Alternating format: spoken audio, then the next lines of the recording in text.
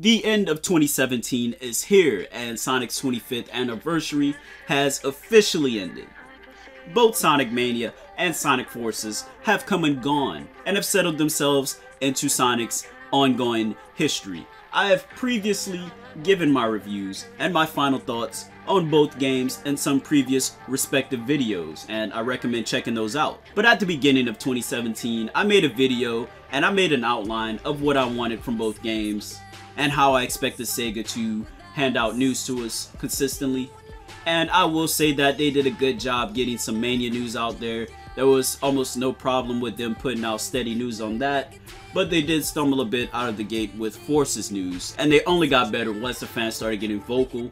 We were getting really close to release, and then they finally started putting out news, so that was kind of weird. I'm also actually pretty proud of both Sega and the fans on this next one, and that is when Sega tried to sell us Super Sonic separately for Forces as DLC, and the fans became pretty vocal against the idea. Sega was pretty smart, and they listened, and they eventually made the DLC free, and that just goes to show you that if the fans are vocal enough, Sega will listen, and that is also very important, I think, in the future for Sonic. Interestingly enough, they even gave us a survey that we could fill out for Forces, asking for fan feedback. I believe that they do want to make some changes, and they will make changes in the future for Sonic, whether that's the staff or just the way that the games are made. But what I wanted to talk about in this video briefly is the future of Sonic, and what should they do now that these two games are done.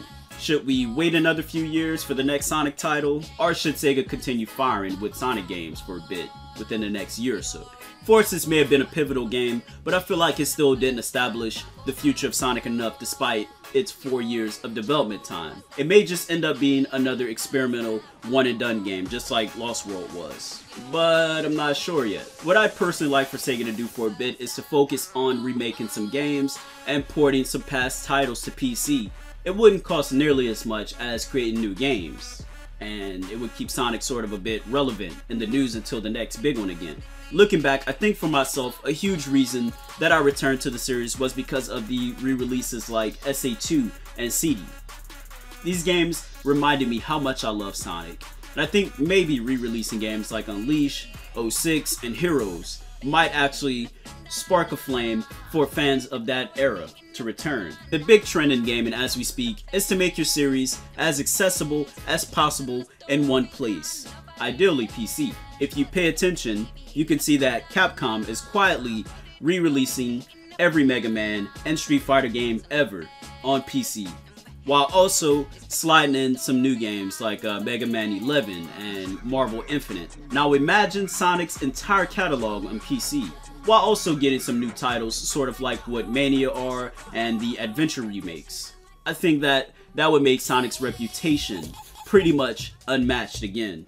But I digress. That's exactly what I'd like for Sonic to be for the next 5 years. With these games, you'd have a ton of unbothered development time to put into the next big anniversary title. It'll keep the fans busy, and they won't be down Sega's throat for the new game. After playing Forces, I think the next big game might need about 5 years of development time. And that's when I'd love to see Sonic Adventure 3 finally get made for its 30th anniversary.